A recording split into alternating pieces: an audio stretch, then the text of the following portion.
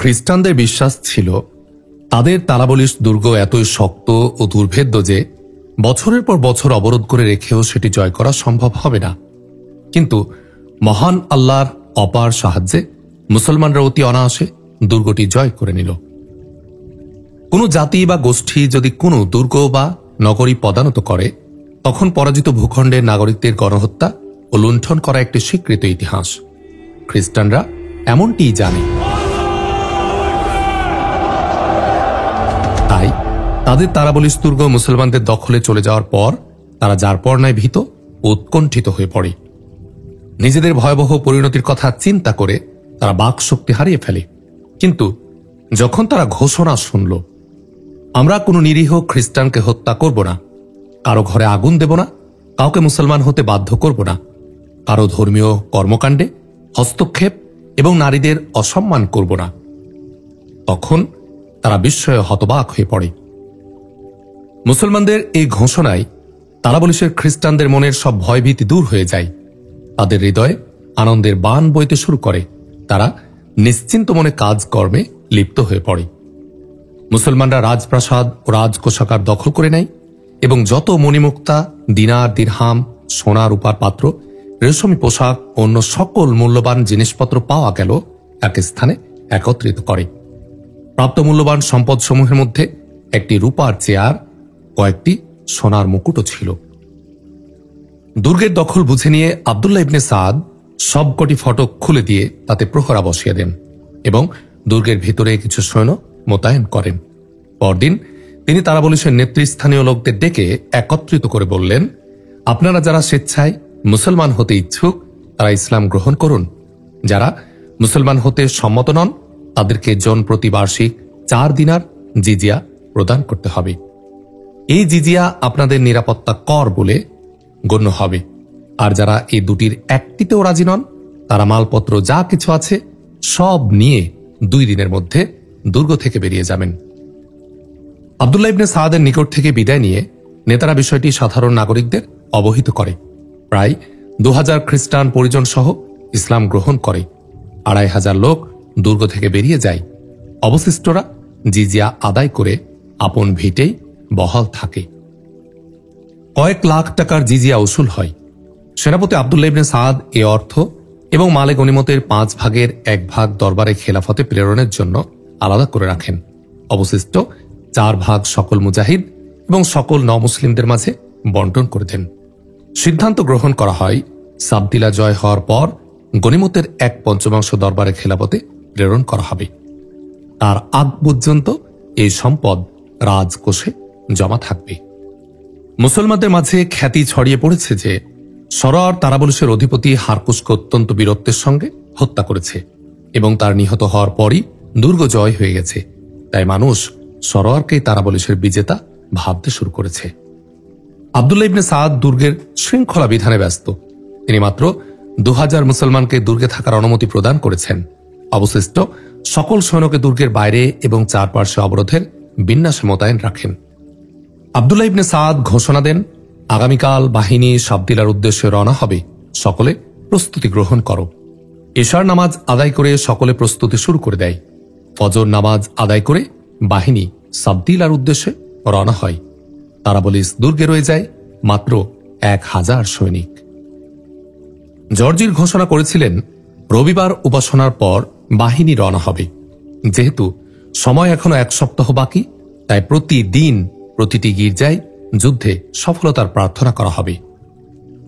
প্রতিটি গির্জার পাদ্রীগণ জয়ের জন্য প্রত্যহ প্রার্থনা করছেন। ওদিকে বাহিনীতে প্রস্তুতি চলছে। জর্জির যে বাহিনীটিকে রণাঙ্গনে নিয়ে যাওয়ার জন্য প্রস্তুত করছেন তার সংখ্যা 1,20,000-এ পৌঁছে গেছে। এই বিশাল বাহিনীটি দেখে সাধারণ খ্রিস্টানরা ভাবতে শুরু করেছে, তাদের রাজা মুসলমানদেরকে পরাজিত করে মিশর ও সিরিয়া দখল না করে ছাড়ছেন না। স্বয়ং জর্জিরও একই স্বপ্ন দেখেছেন। যেহেতু এই যুদ্ধের সূচনা জর্জিরের পক্ষ থেকে হয়েছিল এবং মিশর আক্রমণ করা তার লক্ষ্য, তাই তিনি সম্ভাব্য সব ধরনের প্রস্তুতি গ্রহণ করেছেন। প্রধান পাদ্রী থেবঢোস ঘন ঘন বাহিনীতে আগমন করছেন এবং সৈন্যদের মনে উত্তেজনা সৃষ্টির লক্ষ্যে জ্বালাময়ী বক্তৃতা করছেন। তার উদ্দেশ্য খ্রিস্টান জানবাজদের মধ্যে জীবনদানের স্পৃহা সৃষ্টি হোক, যেন রণাঙ্গনে পৌঁছে তারা মুসলমানদের পিষে ফেলতে সক্ষম হয় এবং তাদের পরাজিত করে প্রথমে মিশর এবং তারপর সিরিয়া দখল করে নেয়। থেবডোস, জর্জির ও সকল খ্রিস্টান এ ব্যাপারে নিশ্চিত যে তারাবলুসের দুর্গ এতই মজবুত ও দুর্ভেদ্য, 1-2 সপ্তাহে মুসলমানরা তার কিছুই করতে পারবে না। একদিন থেবডোস জর্জিরের উপস্থিতিতে এক ভাষণ প্রদান করেন। তিনি বললেন, খ্রিস্টান জানবাজগণ, আমি রাতে খোদার প্রিয় পুত্রকে স্বপ্নে দেখেছি। তিনি অত্যন্ত হাসি খুশিতে আছেন। বলছেন, থেবডোস, ওঠো, খ্রিস্টানদের মাঝে ঘোষণা করে দাও তারা যেন খোদার পুত্রের পয়গাম শ্রবণ করে এবং তদনুযায়ী আমল করে। সকল খ্রিস্টান অত্যন্ত মনোযোগ সহকারে পাদ্রীর বক্তব্য শুনছে। যীশু খ্রিস্টের পয়গাম শোনবার জন্য তারা নড়ে চড়ে কান খাড়া করে বসে। মজলিস এমন নীরবতায় ছেয়ে যায় যে নিঃশ্বাস ফেলার শব্দ ছাড়া আর কোনো শব্দ শোনা যাচ্ছে না। থেবডোস বললেন, তিনি বলেছেন, আমি জেরুজালেম থেকে আসছি। বিধর্মীরা এই পবিত্র নগরীটিকে যারপরনয় অপবিত্র করে রেখেছে। এই পুণ্যভূমিকে তাদের হাত থেকে উদ্ধার করা খ্রিস্টানদের একান্ত কর্তব্য হয়ে দাঁড়িয়েছে। খ্রিস্টানদেরকে ভোগ বিলাসিতায় লিপ্ত দেখে খোদা তাদের প্রতি নারাজ হয়ে পড়েছিলেন। তাই তাদের শাস্তিদানের লক্ষ্যে তাদের পবিত্র ভূমিকে তাদের থেকে ছিনিয়ে নিয়ে অখ্রিস্টানদের হাতে তুলে দিয়েছিলেন। কিন্তু এখন তিনি খ্রিস্টানদের প্রতি সন্তুষ্ট, তাই এখন জেরুজালেমকে খ্রিস্টানদের হাতে ফিরিয়ে দিতে চাচ্ছেন। এই যুদ্ধটা হবে ধর্মযুদ্ধ। যারা এই যুদ্ধে প্রাণ দান করবে তারা শহীদ হবে, আর যারা জীবিত থাকবে খোদাওয়ান তাদেরও প্রতিদান দেবেন। তাদেরকে মর্যাদা, খ্যাতি ও সম্পদ দান করবেন। মুসলমানদের রূপসী নারীরা তাদের দাসী, আর শিশু কিশোররা তাদের গোলামে পরিণত হবে। যিশু আমাকে সংবাদ প্রদান করেছেন যে সম্রাট জর্জির ও তার বাহিনী জেরুজালেম পুনর্দখল করবেন। এই বাহিনীতে যারা অংশগ্রহণ করবে তারা যিশু ও খোদার প্রিয় পাত্র বলে পরিগণিত হবে। খ্রিস্টান বীরগণ, তোমরা ও তোমাদের রাজা সৌভাগ্যবান। সম্পদ ও মর্যাদা তোমাদের হাতছানি দিয়ে ডাকছে। তোমরা যেদিকেই যাবে জয়ের পর জয় লাভ করে ফিরবে। ইহ জগতেই তোমাদের খ্যাতি ও মর্যাদার পতাকা উড্ডীন হবে। আমি নিজেও এই বাহিনীতে থাকব। সবচেয়ে বড় বিষয় হচ্ছে রূপরানী রাজকুমারী হেলেনও সঙ্গে থাকবে, রাজাও থাকবেন। আমি তোমাদেরকে খোদাবন্দের বার্তা পৌঁছে দিয়েছি। এখন কর্তব্য পালন করা তোমাদের কাজ। প্রধান পাদ্রী থেবডোসের এ বক্তব্যে সকল খ্রিস্টান আনন্দে আত্মহারা হয়ে যায়। প্রত্যেকেই বুঝে নেয় খোদা ও তার পুত্র মুসলমানদের প্রতি নাখোশ হয়ে পড়েছেন, আর সে কারণে মুসলমানদের পরাজয় ও খ্রিস্টানদের জয় সুনিশ্চিত। পাদ্রীর ভাষণ শুনেই তারা মুসলমানদের সম্পদ লুণ্ঠন, তাদের নারীদের দাসী, শিশুদের দাস বানানোর স্বপ্ন দেখতে শুরু করেছে। এই খ্রিস্টান বাহিনীর অধিকাংশই এমন যে তারা কখনো রাজকুমারী হেলেনের চেহারা দেখেনি, তবে সকলের মনে তাকে এক নজর দেখার আকাঙ্ক্ষা বিরাজমান। তারা ভাবল, রূপরানী যখন বাহিনীর সঙ্গে থাকছে তাহলে দেখার সুযোগ অবশ্যই মিলবে। তারা জানে রূপকুমারী হেলেন যতটা রূপসী ততটা বীরাঙ্গনা যোদ্ধাও, তাই তার যুদ্ধে অংশগ্রহণ করাটাই স্বাভাবিক।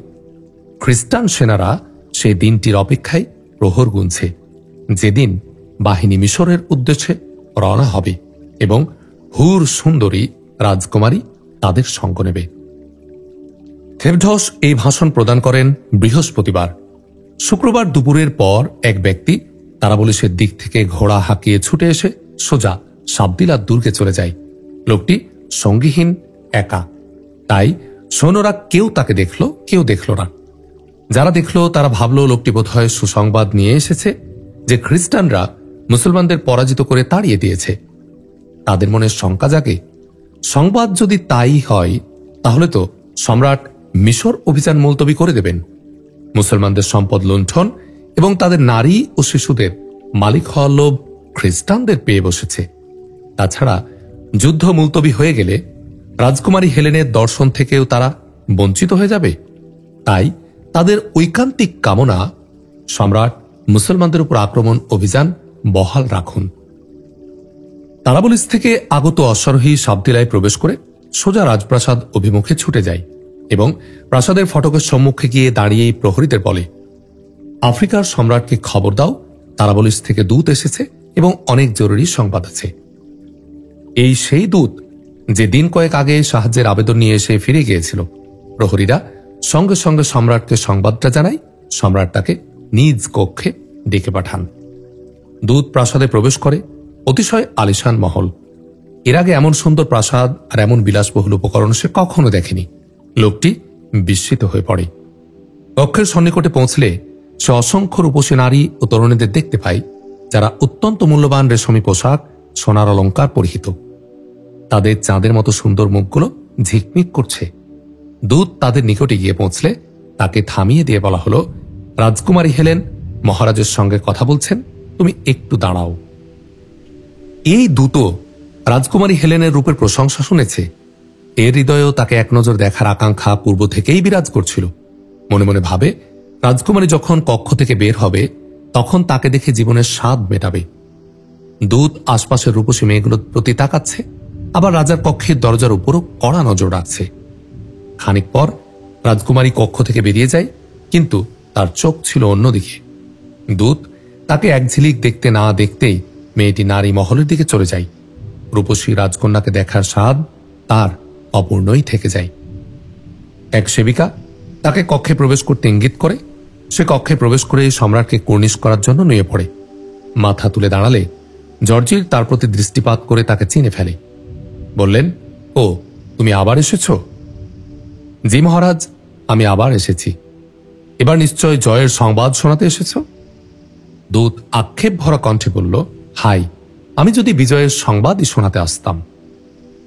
জর্জির তার প্রতি তাকিয়ে হতাশ কণ্ঠে বললেন, তাহলে কি আবারও সাহায্যের আবেদন নিয়ে এসেছ? না মহারাজ, এখন সাহায্যেরও আবশ্যক নেই। বিস্ময়কর কথা বলছো তো তুমি, হয়েছে কি বলো? মহারাজ মহারাজ মুসলমানরা তারাবলিস জয় করে নিয়েছে। শুনে জর্জির বিস্মিত ও বিচলিত হয়ে ওঠেন। তার বিশ্বাসই হচ্ছিল না তিনি যা শুনছেন দূত তাই বলেছে। মনে সংশয় জাগে ভুল শুনেছেন কিনা, তাই পুনরায় জিজ্ঞেস করলেন, কি বললে? মুসলমানরা তারাবলিস জয় করে নিয়েছে? জি মহারাজ। হারকুশ কোথায়? যুদ্ধে মারা গেছে। জর্জিরের মাথায় যেন বাজ পড়ে। তার মনে বড় আক্ষেপ জাগে। বললেন, মুসলমানরা দুর্গে ঢুকলো কি করে? কেউ জানে না মুসলমানরা কিভাবে দুর্গে ঢুকেছে। প্রাচীর ভেঙে ঢুকেছে মনে হয়। না, তারা রাতে হঠাৎ ঢুকে পড়ে। প্রাচীর না ভেঙেই? হ্যাঁ। তুমি কি তারাবলিস পৌঁছেছিলে? আমি পৌঁছানোর আগে হতভাগা মুসলমানরা দুর্গ জয় করে ফেলে। তা তুমি ঘটনা জানলে কি করে?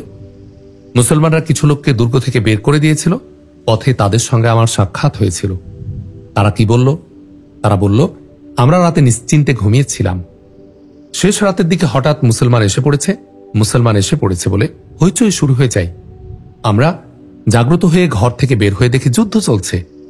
ভোর নাগাদ হারকুশ মৃত্যুবরণ করেন এবং তারাবলিস মুসলমানদের হাতে চলে যায়। কোনো ভয় নেই, আমি ওই অপদার্থ মুসলমানদের থেকে হারকুশ ও তারাবলিসদের প্রতিশোধ নেব। আমার 1,20,000 বীর ও সাহসী সৈন্য আছে। আজ শুক্রবার, পরশু রোববার, উপাসনার পর রওনা হব। মৃত্যুই মুসলমানদেরকে আমার কাছে টেনে এনেছে। আমার জানবাজ সৈনিকরা তাদের ছিঁড়ে ফেলবে। তুমি বিশ্রাম নাও, পরশু তুমিও বাহিনীর সঙ্গে যাবে। তারাবলিস পতনের সংবাদ জর্জিরের বাহিনীতেও ছড়িয়ে পড়েছে। সবাই জেনে ফেলেছে মুসলমানরা তারাবলিস দুর্গ জয় করে নিয়েছে এবং তারাবলিস অধিপতি হারকুশ মারা গেছেন। এ সংবাদে খ্রিস্টানদের মনে ক্ষোভও জাগে এবং মুসলমানদের বিরক্তি ঈর্ষাও জাগে। তারা প্রত্যয় ব্যক্ত করে যে মুসলমানরা হারকুশকে হত্যা করে তারাবলিস জয় করে নিয়েছে, আমরা তাদের প্রত্যেককে হত্যা করে ফেলব। এখন খ্রিস্টানরা বড় অধৈর্যের সঙ্গে রবিবারের অপেক্ষায় প্রহর গুনছে।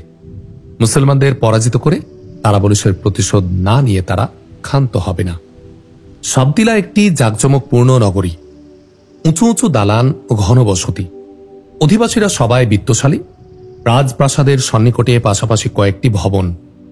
এসব ভবনে রাজা রানী ও রাজকুমারী হেলেনের সেবায় নিয়োজিত দাসীরা বাস করে। তার সামান্য সম্মুখে উজির আজমের বিলাসবহুল প্রাসাদ।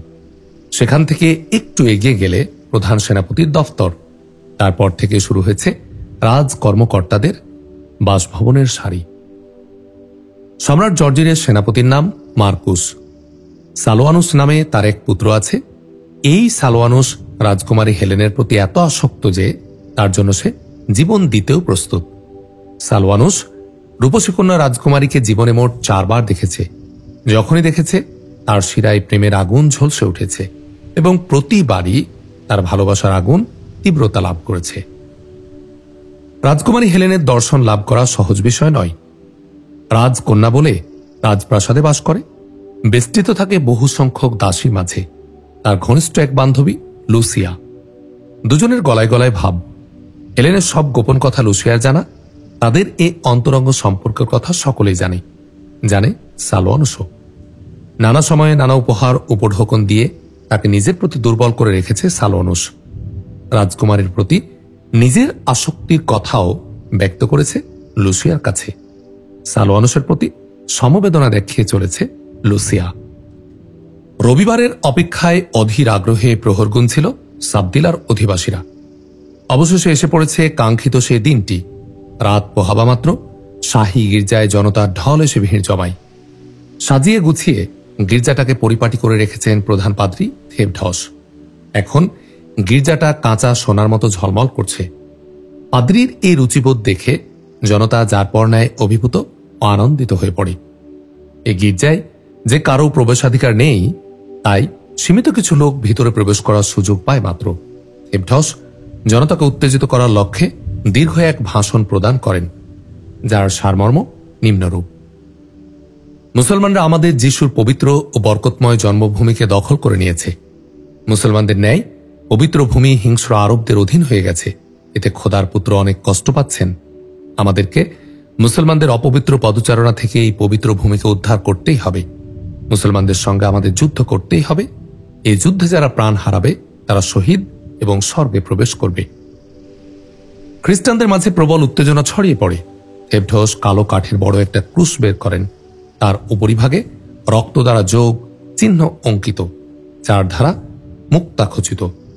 থেবঢস ক্রুশটাকে হাতে নিয়ে বললেন, এই ক্রুশে সেই পবিত্র কাঠটির পাত বসানো আছে যার উপর খোদার পুত্রকে শুলবিদ্ধ করা হয়েছিল। এই লাল চিহ্নটা যিশুর পবিত্র রক্তে দাগ।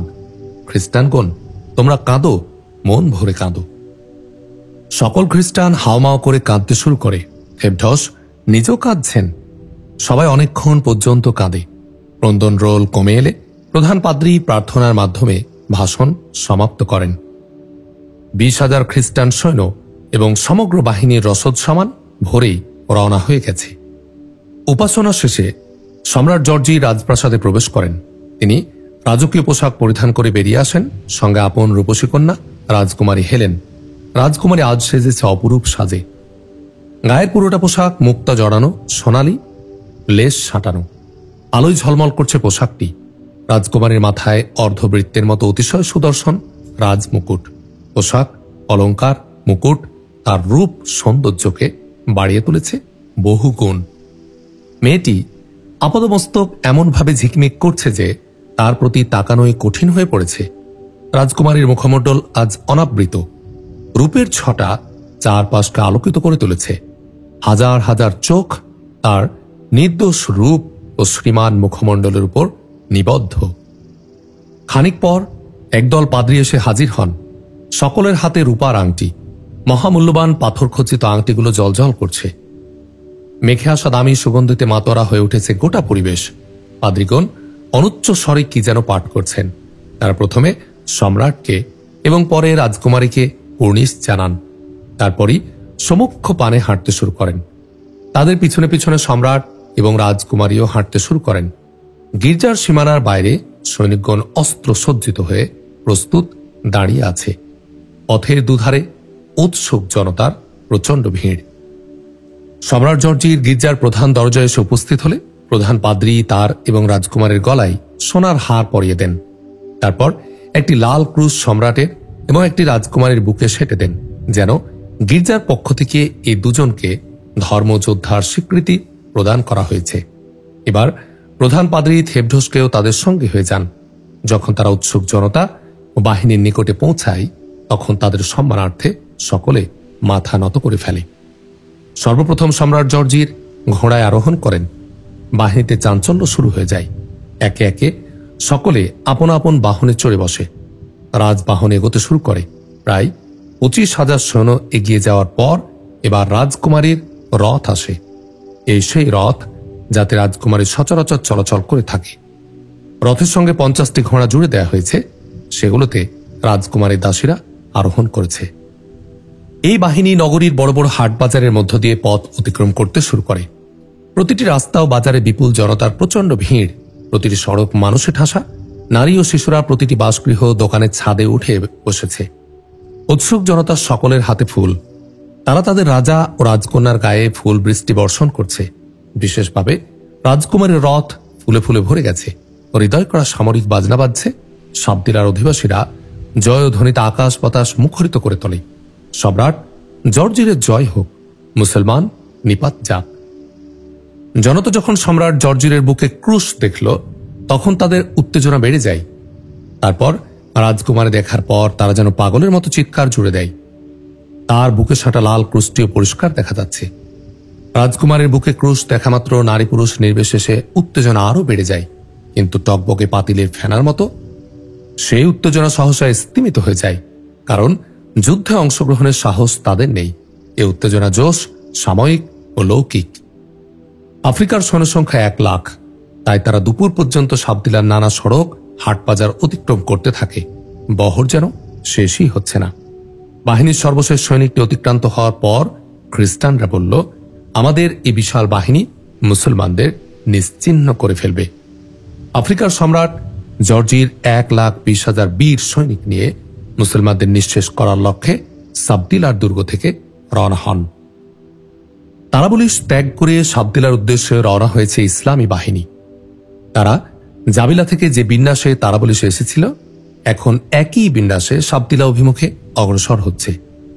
সকলের সামনে আব্দুল্লাহ ইবনে ওমরের 5,000 মুজাহিদের কাফেলা, তারপর ইবনে আব্বাস, ইবনে জাফর, হাসান ও হোসাইন এর 3,000-এর বাহিনী পথ চলছে। এদের পিছনে অগ্রসর হচ্ছে নারী শিশুদের সহ সরোয়ারের 1,000 সৈনিকের বহর। সকলের পিছনে সেনাপতি আব্দুল্লাহ ইবনে সাদ অবশিষ্ট সৈন্যদের নিয়ে এগিয়ে চলছেন। তার সঙ্গে আছে অনুগত খ্রিস্টান দুর্গপতি আরসানুস। এক কমান্ডার 3-4 মাইল পথ এগিয়ে যাওয়ার পর রওনা হয়েছে আরেক কমান্ডার। তাই প্রতিটি ইউনিট 3-4 মাইলের ব্যবধানে অগ্রসর হচ্ছে। ইসলামী বাহিনী বিপুল উদ্দীপনা ও প্রতাপের সঙ্গে এগিয়ে যাচ্ছে। নিজ ভূমি থেকে বহুদূরে শত্রুর দেশে বিপুল সংখ্যক শত্রু সেনার মুখোমুখি হতে যাচ্ছে তারা, এমন ভাবনা বাহিনীর একজনেরও নেই। সকলেরই হৃদয়ে জিহাদের স্পৃহা, শাহাদাতের তামান্না। তাই জীবনের মায়া ত্যাগ করে আফ্রিকার মতো বিপজ্জনক দেশে বিপুল সংখ্যক শক্তিধর শত্রু সেনার মোকাবেলায় নির্ভয়ে এগিয়ে যাচ্ছে তারা। তারা জানে আল্লাহ পাক সৃষ্টিকালে প্রত্যেক মানুষের মৃত্যুর সময়, ধরন ও স্থান নির্ধারণ করে রেখেছেন, আর তিনি যা লিপিবদ্ধ করে রেখেছেন তাতে পরিবর্তন সাধন সম্ভব নয়।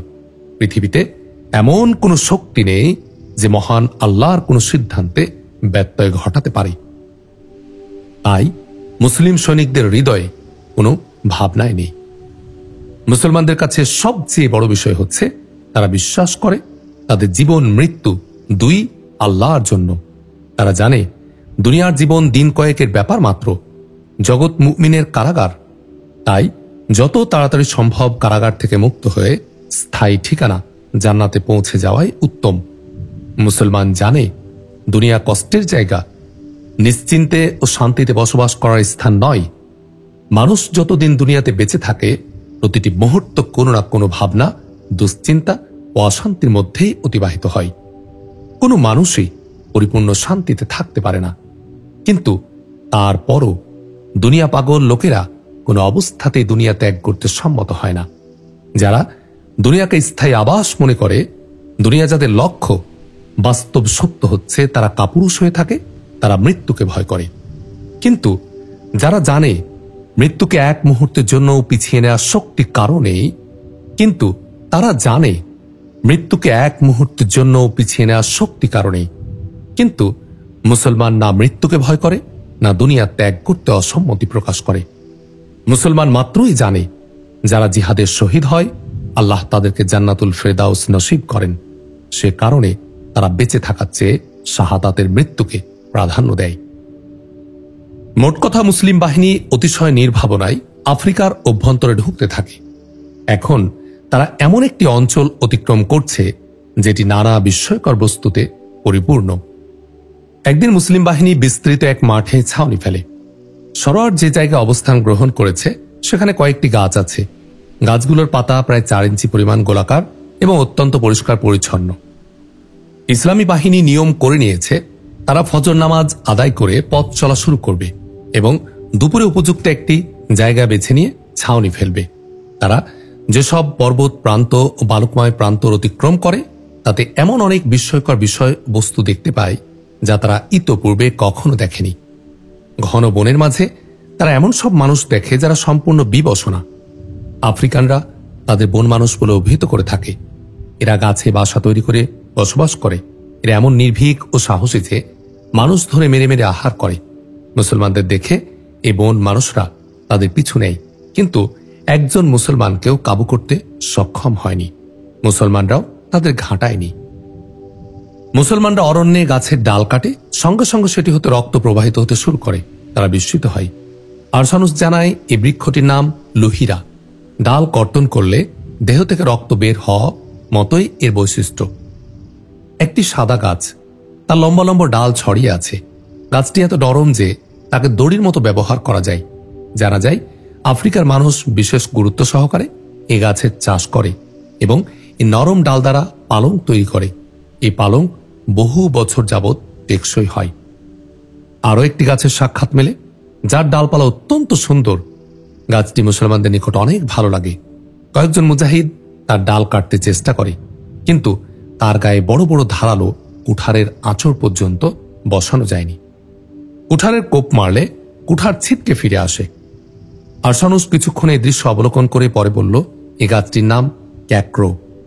লোহার চেয়েও বেশি শক্ত। কুঠার তো ভালো, করাতেও কোনো কাজ হয় না। আমরা আফ্রিকানরা লোহার বিমের পরিবর্তে এ গাছ ছাদে ব্যবহার করি। একদিন মুসলিম বাহিনী একটি নদীর কূলে অবস্থান গ্রহণ করে। তারা দেখতে পায় নদীর পানিতে ছোট ছোট কি যেন গাছ জন্মে আছে এবং গাছগুলোতে ছোট মাছের মতো কি যেন বস্তু রাখা আছে। দেখার জন্য কয়েকজন মুসলমান পানিতে নেমে পড়ে।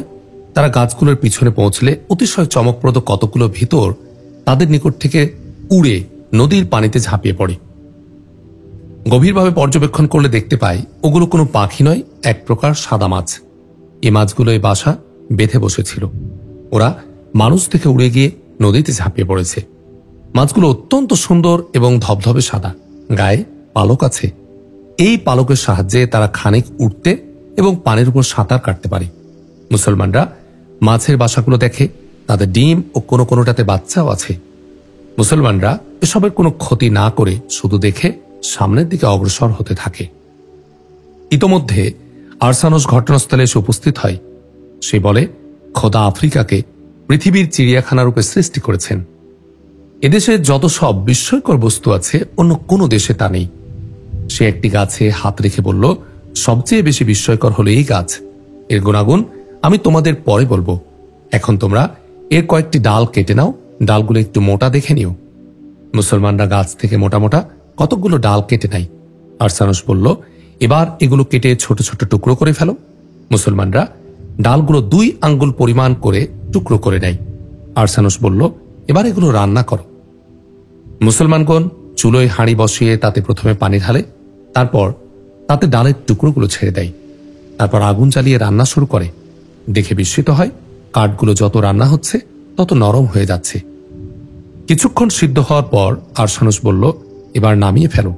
দেখা গেল গাছের রান্না করা ডালগুলো মাছের মতো মোলায়েম হয়ে গেছে। আরসানুস বলল, এবার মজা করে খাও, আমাকেও কিছু দাও। মুসলমানরা আরসানুসকে কয়েকটি টুকরো দিয়ে নিজেরা বসে খেতে শুরু করে। আব্দুল্লাহ ইবনে জাফর, আব্দুল্লাহ ইবনে ওমর এবং সরোয়ার উপস্থিত আছেন, তারাও খেতে শুরু করেন। গাছের ডালগুলো মুখে দিয়ে মুসলমানরা বিস্ময়ে হতবাক হয়ে যায়। সেগুলোর স্বাদ ঠিক টাটকা মাছের মতো, যেন তারা মাছ খাচ্ছেন। সরোয়ার আরসানুসকে উদ্দেশ্য করে বলল, অত্যন্ত বিস্ময়কর গাছ তো এটা। আরসানুস বলল, এটির বৈশিষ্ট্য আরো বিস্ময়কর, শোনো তাহলে। লাগাতার 10 থেকে 15 দিন এই গাছের ডাল রান্না করে খেলে বৃদ্ধ যুবক এবং যুবক নবযুবক হয়ে যায়। বার্ধক্যের কারণে যদি কারো দাঁত পড়ে গিয়ে থাকে তাহলে পুনরায় দাঁত গজায়। চুল উঠে মাথার টাক হয়ে গিয়ে থাকলে নতুন করে কালো চুল গজায়। মুমূর্ষ ব্যক্তিকে এ গাছের ডালের ঝোল খাওয়ালে সে পূর্ণ সুস্থতা লাভ করে।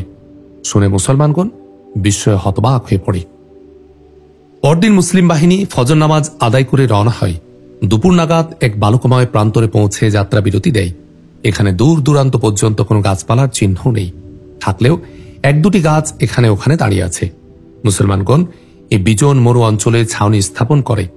রাত হলে তারা দেখতে পায় সম্মুখে একটি আলোর মিনার দাঁড়িয়ে আছে, যাতে হাজার হাজার ছিদ্র, এবং প্রতিটি ছিদ্র বিস্ময়কর এক শুভ্র আলোতে চকচক করছে। মুসলমানগণ যার পর্ণায় বিস্মিত হয়ে এ আলো কোথা থেকে এলো। তাছাড়া আলোটা বিজলির মতো ফকফকাও। তারা আলোর মিনারের নিকটে গিয়ে দেখে সেটি একটি গাছ, যার ডালপালা সব আলোর মতো জ্বলজ্বল করছে। কুদরতের এই কারিশমা দেখে মুসলমানরা অত্যন্ত বিস্মিত হয়। তারা আল্লাহর শক্তির প্রশংসা শুরু করে। পরদিন ফজর নামাজ আদায় করে বাহিনী সম্মুখ পানে রওনা হয়।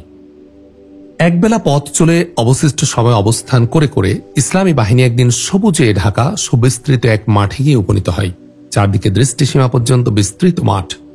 নানা প্রজাতির হাজার হাজার গাছ দাঁড়িয়ে আছে। স্থানে স্থানে বিপুল সংখ্যক বৃক্ষ ঝাড়ও দেখা যাচ্ছে। মাঠটি সমতল নয়, কোথাও টিলা, কোথাও খানাখন্দ এবড়ো থেবড়ো। তবে এ চিত্র মাঠের চার ধারের। মধ্যখানে 1.5-2 বর্গমাইল জায়গা সম্পূর্ণ সমতল। একটি নদীর কতগুলো শাখা আছে, সেই নদীটি সিঞ্চিত করছে এ বিশাল মাঠটি। এই মাঠেরই একধারে বহু দূর পর্যন্ত ছাউনি স্থাপন করে মুসলিম বাহিনী। এখান থেকে সাবদিলার দূরত্ব মাত্র 2 মঞ্জিল পথ। এই মুসলিম বাহিনীর সঙ্গে জাবিলার পরাজিত শাসনকর্তা আরসানুসও রয়েছে। তার সঙ্গে আছে তার 250 খ্রিস্টান যোদ্ধা। আরসানুস তাদের কয়েকজন সৈন্যকে গোয়েন্দাগিরিতে নিযুক্ত করেছে। তারা প্রত্যহ জর্জির ও তার বাহিনীর খবরাখবর সংগ্রহ করে আনছে। তারা সর্বশেষ যে সংবাদটি সংগ্রহ করে আনে তা হচ্ছে, জর্জির 1,20,000 সৈন্য নিয়ে রওনা হয়েছেন এবং আগামীকাল সকাল কি সন্ধ্যা নাগাদ এ মাঠে এসে পৌঁছবেন। মুসলিম সৈন্য সর্বসাকুল্যে 29,000। শত্রু বাহিনীর 4 ভাগের 1 ভাগ। এই বিশাল খ্রিস্টান বাহিনী অত্যন্ত বীরত্ব ও উদ্দীপনার সঙ্গে ক্ষুদ্র এ মুসলিম বাহিনীটিকে পিছিয়ে মারার লক্ষ্যে ধেয়ে আসছে। কিন্তু সর্বশেষ এই সংবাদটি মুসলমানদের মনে এক বিন্দু রেখাপাত করল না। তারা এখনো ভাবনাহীন মনেই অবস্থান করছে এবং খ্রিস্টানদের এসে পৌঁছার অপেক্ষা করছে। অবশেষে দুপুরবেলা খ্রিস্টান বাহিনী আত্মপ্রকাশ করে। তারা নিরতিশয় অহমিকা ও দম্ভের সঙ্গে এগিয়ে আসছে। বাহিনীর সর্বশেষ সারি দিগন্ত পর্যন্ত ছড়িয়ে রয়েছে, যেন এ বাহিনীর আগমন কোনোদিন শেষ হবে না। খ্রিস্টান বাহিনী অত্যন্ত জাঁকজমকের সঙ্গে এসে মাঠে ছড়িয়ে পড়ছে এবং তাঁবু স্থাপন করে অবস্থান গ্রহণ করছে। সংখ্যা তাদের বিপুল। তারা মাঠের 1/3 ছড়িয়ে পড়ছে। একটি জাঁকজমকপূর্ণ নগরী গড়ে উঠেছে সারা মাঠে। পরদিন ফজর নামাজ আদায় করে মুসলিম বাহিনীর সেনাপতি মুসলিম সেনাদের উদ্দেশ্যে ভাষণ প্রদান করেন। সিংহ হৃদয় মুজাহিদগণ, শত্রু বাহিনী তাদের পূর্ণ শক্তি, সাজ সরঞ্জাম ও জাঁকজমক নিয়ে তোমাদের পিছে মারতে এসেছে। আমরা গুপ্তচর মারফত জানতে পেরেছি তারা 1,20,000, মানে একজন মুসলমানদের মোকাবেলায় মাত্র 4 জন। এ সংখ্যা তেমন বেশি নয়। আমরা তো তারা যারা ইয়ারমুকের ময়দানে 1 জন 1,000 শত্রুর বিরুদ্ধে যুদ্ধ করেছি। মহান আল্লাহর সাহায্য অনুগ্রহ যদি আমাদের সঙ্গে হয়, তাহলে ইনশাআল্লাহ এই খ্রিস্টান বাহিনীকে পরাজিত করে বিজয় অর্জন করা কঠিন হবে না। তবে যুদ্ধ শুরু হওয়ার আগে ইসলামের রীতি অনুযায়ী আমি আফ্রিকার সম্রাট জর্জির নিকট সন্ধির প্রস্তাব প্রেরণ করব। এ সময়ে তোমরা প্রস্তুতি সম্পন্ন করে ফেলো এবং সদা সতর্ক থাকো। সেনাপতি আবদুল্লাহ ইবনে সাদ ভাষণ সমাপ্ত করে তখনই সরোয়ার ইবনে আব্বাস ইবনে জাফরকে বললেন, তোমরা 3 জন সম্রাট জর্জির নিকট যাও এবং তাকে ও তার মন্ত্রীবর্গকে ইসলামের দাওয়াত দাও। যদি তিনি ইসলাম গ্রহণের আহ্বান প্রত্যাখ্যান করেন, তাহলে জিজিয়া প্রদানের প্রস্তাব দাও। আলোচনায় কঠোরতা পরিহার করবে এবং ইসলামের রীতি ও মুসলমানদের চরিত্র সভ্যতা অনুযায়ী যত বেশি সম্ভব কোমলতা প্রদর্শন করবে। তোমরা এখনই রওনা হয়ে যাও, আমি তোমাদের ফিরে আসার অপেক্ষায় আছি। 3 জনই যুবক, বংশে কুরাইশি এবং 3 মহান সাহাবীর পুত্র, অত্যন্ত দুঃসাহসী ও নির্ভীক। তারা আপন আপন তাঁবুতে গিয়ে অস্ত্র সজ্জিত হয়ে ঘোড়ায় সাওয়ার হয়ে আসে।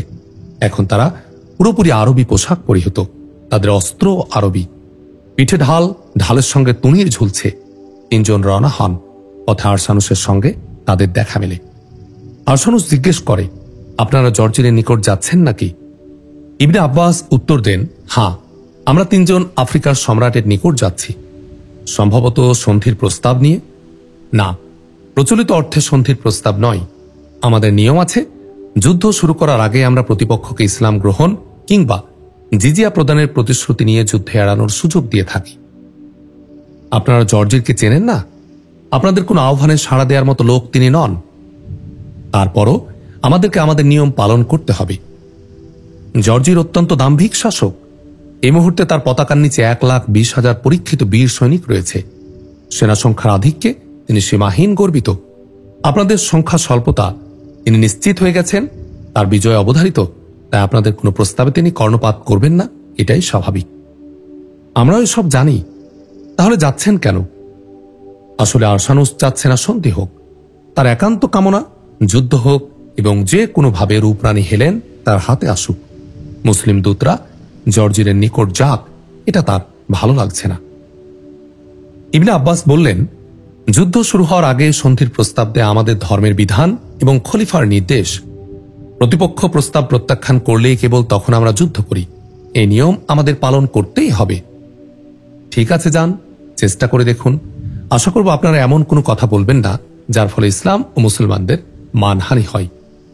আপনি নিশ্চিন্ত থাকুন, আমরা ইসলাম ও মুসলমানদের মর্যাদা উচ্চে রেখেই কথা বলবো। জানতে পেরেছি রূপরানী রাজকুমারী হেলেনও নাকি বাহিনীর সঙ্গে এসেছে। আমরা শুনেছি, আমাকে আমার গুপ্তচররা জানিয়েছে সাবদিলার প্রধান পাদ্রীও একদল পাদ্রী নিয়ে বাহিনীর সঙ্গে এসেছে। রাজকুমারী প্রধান পাদ্রীর উপস্থিতি খ্রিস্টানদের মনোবল ও সাহস বাড়িয়ে তুলেছে। তারা নিশ্চিত জয় তাদেরই হবে। প্রধান পাদ্রীর কোন যুদ্ধাভিযান অংশগ্রহণের এটিই প্রথম ঘটনা। আমরা বিশ্বাস করি জয় ও পরাজয় আল্লাহর হাতে। আমার মনে হচ্ছে আপনাদেরকে রূপের জালে আটকানোর জন্য রাজকুমারীকে সুসজ্জিতা করে দরবারে উপস্থিত রাখা হবে এবং এক পর্যায়ে আপনাদের আটক করা হবে। তাহলে খ্রিস্টানরা এখনো মুসলমানদের চিনতেই পারেনি। কোন মুসলমান নারীর রূপের কাছে পরাজিত হয়ে সত্যের প্রচার থেকে বিমুখ হয় না।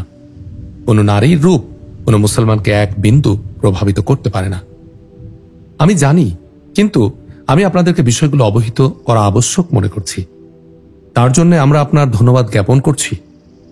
প্রধান পাদ্রী আপনাদের সম্মুখে ধর্মীয় আলোচনা অবতারণা করতে পারেন।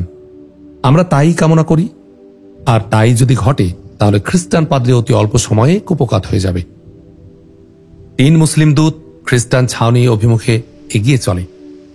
বাহিনীর নিকটে পৌঁছলে নিরাপত্তারক্ষীরা তাদের থামিয়ে দেয়। কমান্ডার জিজ্ঞেস করে, আপনারা কারা, কেন এসেছেন? ইবনে জাফর বললেন, আমরা মুসলমান দূত তোমাদের সম্রাটের সঙ্গে সন্ধির আলোচনা করতে এসেছি। কমান্ডার অবজ্ঞার সুরে বলল, ব্যাস, বাহিনী দেখে ভয় পেয়ে গেলেন? এমনই যদি হবে তো আফ্রিকা এসেছেন কোন দুঃখে? ইবনে জাফর ক্রোধে ফেটে পড়েন। ঝাঁঝালো কণ্ঠে বললেন, সাবধান, এমন কথা আরেকবার উচ্চারণ করলে তোমার মাথাটা দেহ থেকে বিচ্ছিন্ন হয়ে মাটিতে পড়ে যাবে। আমরা যুদ্ধ শুরু করার আগে সন্ধির প্রস্তাবের মাধ্যমে শত্রুপক্ষকে যুদ্ধ এড়ানোর সুযোগ দিয়ে থাকে মাত্র। প্রস্তাব প্রত্যাখ্যান হলে আমাদের তরবারে তাদের সোজা করে দেয়। ইবনে জাফরের রুদ্রমূর্তি দেখে খ্রিস্টান কমান্ডার ভড়কে যায়। বলল, আপনি রাগ করবেন না, আমি এক্ষুনি সম্রাটকে সংবাদ জানাচ্ছি। কমান্ডার সম্রাটকে সংবাদ প্রদানের জন্য কয়েকজন অশ্বারোহীকে প্রেরণ করে মুসলিম দূতের বলল, আপনারা ঘোড়া থেকে নেমে বিশ্রাম করুন। সম্রাটের তাঁবু এখান থেকে 2 মাইল দূরে। এতটুকু পথ অতিক্রম করে সম্রাটের অনুমতি নিয়ে ফিরে আসতে কিছু সময় লাগবে। ইবনে জাফর বললেন, ঠিক আছে, আমরা অপেক্ষা করছি। 3 মুসলিম দূত ঘোড়ার পিঠ থেকে নেমে একটি গাছের ছায়ায় মাটিতে বসে পড়েন এবং চারদিকে সতর্ক চোখ রাখেন যেন কেউ আক্রমণ না করে বসে। তারা আফ্রিকার সম্রাট জর্জিরের অনুমতির অপেক্ষা করতে থাকেন।